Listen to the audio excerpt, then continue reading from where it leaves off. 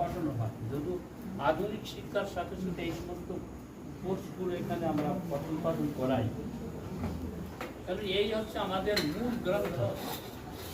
আমরা ভুলে যাচ্ছি আমাদের সভ্যতা কি, সংস্কৃতি কি, আমাদের আহার বিহার কি, আমাদের ঈশ্বর কিরকম, কোথায় আছেন, কি করেন, এই সমস্ত বিশেষ প্রয়োজন আছে আমাদের জানার। তো আপনারা সত্যার্থ প্রকাশের সাথে যুক্ত থাকবেন, সত্যার্থ প্রকাশ করতে থাকবেন আপনারা। তারপরে যোগ দর্শন আমাদের জীবনের অভিন্ন অঙ্গ। যোগ না করলে পরে আমরা কিভাবে ঈশ্বরের সাথে যুক্ত হব? যোগা সমাধি, সমাধি বলা বলছে চিত্তের যে ভূমিকা আছে, যে ভূমি আছে, চিত্তের ভূমি, ক্ষিপ্তম বিক্ষিপ্তম মূঢ়ম একাগ্রম নিরুদ্ধম ইতি চিত্ত ভূমায়াহ। ক্ষিপ্তম মূঢ়ম বিক্ষিপ্তম একাগ্রম নিরুদ্ধম, এই পাঁচটি ভূমি আছে। এই সব প্রকার ভূমিতে মতলব ফসল হয় না, যেরকম সব ভূমিতে ফসল হয় না, তদ্রূপ সব ভূমিতে যোগের সিদ্ধি হয়। যারা ক্ষিপ্ত অবস্থাতে আর বিক্ষিপ্ত অবস্থাতে আর হয় না, যোগ সেখানে সফলতা প্রদান করে। ক্ষিপ্তম মূঢ়ম বিক্ষিপ্তম, ক্ষিপ্ত কাকে বলা? শিব প্রেরণা, অর্থাৎ অত্যন্ত মন যখন চঞ্চল অবস্থা থাকে তখন কিন্তু যোগ সিদ্ধ হয়। বিক্ষিপ্ত, তারপরে বলছে মূঢ়ম, নিদ্রা হতে উঠলে পরে আমরা কিছুক্ষণের জন্য কিছু আমাদের বোধ থাকে না, আমরা দেখছি বটে কিন্তু আমাদের বুদ্ধি কাজ করছে, একে মূঢ় অবস্থা বলে, বৈচিত্র্য। বিক্ষিপ্তম বিবিধম ক্ষিপ্তম বিক্ষিপ্তম, কখন মন একটু রুকে যায় আর পুরা চঞ্চলতা প্রাপ্ত করতে থাকে, একটু রুকে পুরা চঞ্চলতার দিকে অগ্রসর। এই তিনটে ভূমিকা, তিনটে অবস্থাতে যোগের কখনো সিদ্ধ হয় না। তাই মহর্ষি ব্যাসজি বলছেন তত্র বিক্ষিপ্ত চেতসি বিক্ষিপ্ত উপসর্জনী ভূতা সমাধির যোগ পক্ষ না প্রবর্তন। বলছে তখন বলছেন কি বিক্ষিপ্ত চিত্ততে যোগ সিদ্ধ হয় না, এই জন্য একাগ্র অবস্থাতে আমাদের প্রবেশ করতে হয়। একাগ্র অবস্থাতে কি স্থিতি? সদ্ভূতমার্থম প্রদ্যোতয়তি শিনতি চ ক্লেশান কর্ম বন্ধনানি শিলতয়তি। বলছেন কি প্রদ্যোতয়তি, অর্থাৎ যে বস্তু যেরূপ ভাবে আছে সেইভাবে সেই বস্তুকে প্রত্যক্ষীকরণ করা। সদ্ভূতমার্থম প্রদ্যোতয়তি, বিতদীপ্ত অর্থাৎ প্রকাশিত করে, যে বস্তু যেরূপ আছে সত্যকে সত্য রূপে প্রতিষ্ঠিত করবে, মিথ্যাকে মিথ্যা রূপে প্রতিষ্ঠিত করবে, প্রকাশিত করে। তারপর ক্ষীণতি চা ক্লেশা, আর আমাদের ক্লেশে যে আছে, যে ক্লেশ আছে, ক্লেশ অর্থাৎ দুঃখ আছে, ক্লিশ্যন্তে ক্লেশা, যে আমাদের পীড়া উৎপন্ন করায়, দুঃখ উৎপন্ন করে, বাধা উৎপন্ন করায়, তাকে পীড়া, তাকে ক্লেশ বলা। এই ক্লেশকে ক্ষীণ করে দেয়।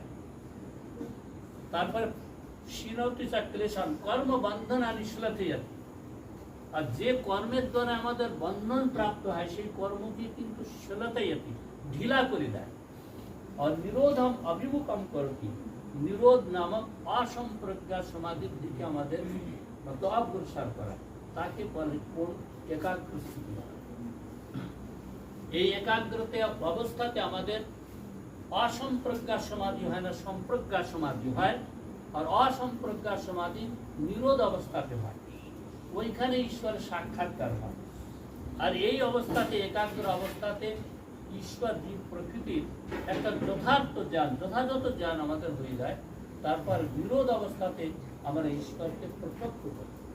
এই জন্য আমাদের যোগ সাধনা অবশ্যই করার দরকার। তার আগে বলবেন, ওখানে ঋষি বলছেন অষ্টাঙ্গ যোগের यम नियम आसन प्राणायाम प्रत्याहार धारणा ध्यान समाधि अष्टाबंधन যোগের 8 অঙ্গ, তাই তো? তো প্রথম অঙ্গ আছে কি? জম। জম আপনারা জানেন, অহিংসা সত্য আস্তে ব্রহ্মচর্য অপরিগ্রহ যমা। অহিংসা সত্য আস্তে ব্রহ্মচর্য অপরিগ্রহ যমা, আপনারা শুনেছেন। শৌচ তাকে বলে, শৌচ। यम नियम আছে नियम शौच संतोष तपा स्वार्थ ईश्वर परिधान नियम এই যম নিয়মকে সার্বভৌম মহাব্রত বলা আছে দেশ কাল সময়ানাবচ্ছিন্ন সার্বভৌম মহাব্রত একে কোনো দেশ কাল কালের দ্বারা খণ্ডিত করা যাবে না হিংসা কখনো করা যাবে না আর রাষ্ট্রের জন্য যেটা আমরা দেশ রাষ্ট্রের জন্য যেটা আমরা করছি সেটা কিন্তু হিংসার ভিতরে আসছে না তাই তো রাষ্ট্র রক্ষার জন্য যথাযথ শত্রুকে জবাব দেওয়ার জন্য অস্ত্র দিয়ে তাদের শস্ত্র দিয়ে যুদ্ধ করে প্রাণ আহুতি দিয়ে অথবা প্রাণ নেওয়া এরকম কোনো হিংসা বানানো বুঝতেছেন তারপর অহিংসা সত্য আমরা হিংসা পাগে পাগে যে করছি নিজের উদারকে পুষ্টি করার জন্য পেট ভরার জন্য করছি মাংস ভক্ষণ ইত্যাদি এ কিন্তু হিংসার দিকে আসছে না কেউ অহিংসা হচ্ছে না আর মুসলমানরা কি কোরআন পড়ে তারা জবাই করছে বলছে যে পাপ হয়ে যাবে এটাও কিন্তু হবে না ঈশ্বরের নিয়ম যেটা সেটা আমাদের জানতে হবে সেটা সার্বভৌম মহাব্রত কোনো কাল কোনো দেশ কোনো পরিস্থিতিতে হিংসা করা যাবে অহিংসা হিংসাকে পরিত্যাগ করে অহিংসার উপরে প্রতিষ্ঠিত আমাদের হতে হবে অহিংসা প্রতিষ্ঠায়াম अहिंसा प्रतिष्ठाया तत्सन्निधौ वैरत्यागः अहिंसा प्रतिष्ठायाम तत्सन्निधौ वैर অহিংসার ভিতরে যারা প্রতিষ্ঠিত হবেন তাদের নিকটে অনেক দেখা যায় হিংস্র পশু ইত্যাদি তাদের সান্নিধ্য প্রাপ্ত করে যথাযোগ্য তারা হিংসাকে পরিত্যাগ করে অহিংসক ব্যক্তির নিকটে গেলে পরে আপনি দেখুন শান্তি প্রাপ্ত হয় তারপর সত্য যারা সত্যে প্রতিষ্ঠায়াম সর্বাত্ম উপস্থান ক্রিয়াফলে আশ্রয়ত্বম ভুলে যাচ্ছে না আচ্ছা অহিংসা সত্য আস্তে প্রতিষ্ঠায়াম সর্বাত্ম উপস্থান আস্তে তারপর ব্রহ্মচর্য প্রতিষ্ঠায়াম বীরে লাভা अहिंसा सत्यास्ते ब्रह्मचर्य अपरिग्रह स्थैर्य जन्म कथनता संपूर्णता मतलब এই ফলাফল যে আমরা এই পাঁচটা যে জমের পালন করব তার ফল কি প্রাপ্ত করব সেই ফলগুলো লিখে দিয়েছেন কি ফল আমরা প্রাপ্ত করব শৌচ সন্তোষ তপা স্বার্থ ঈশ্বর পরিধানানি দেখুন এর ভিতরে জম নিয়মের ভিতরে এমন একটা আমাদের যে জম হচ্ছে আমাদের সার্বভৌম মহাব্রত শৌচ সন্তোষ তপা স্বার্থ ঈশ্বর পরিধান এটা ব্যক্তিগত আমার অর্থ হচ্ছে আমার জমটা হচ্ছে সার্বভৌম সবার জন্য অপরের সাথে কিভাবে আমরা ব্যবহার করব এই জমের ভিতরে আমরা সমস্ত ক্ষেত্রে প্রণালী পাচ্ছি তাহলে আর নিয়মটাও আমাদের দরকার জমটাও আমাদের দরকার এই দুটো যদি আমরা পরিপালন করতে থাকি মজবুতের সাথে তো আপনারা দেখবেন যে আমাদের জীবনের ভিতরে অনেক সফলতা এসে যায় আমরা এই জম নিয়মকে ভালোভাবে পালন করি না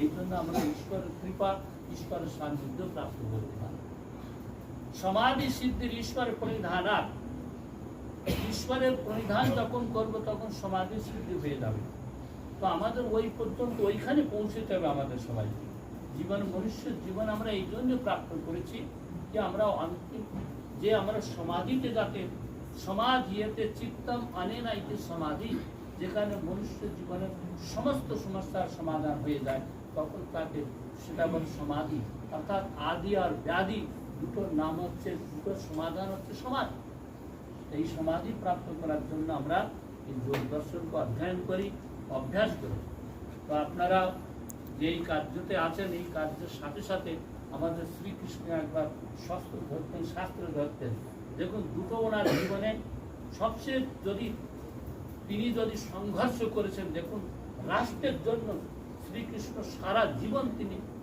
মতলব সমর্পণ করেছেন কোথায় উপদেশ দিচ্ছেন কোথায় যুদ্ধক্ষেত্রতে ধরেছেন অস্ত্র ধরছেন তো কত বড় একটা তার সারা জীবন সংঘর্ষময় ছিল আমাদের জীবনও শ্রীকৃষ্ণ রামের মতন রামের জীবন তো রাম বিগ্রবান ধর্মহা এই সমস্ত পরে বলা হবে এখন আমি সংক্ষিপ্ত করছি আমাদের আচার্য যোগেশ শাস্ত্রীজিকে নিবেদন করছি আপনি কিছু উদ্বোধন সবার জন্য প্রস্তুত করুন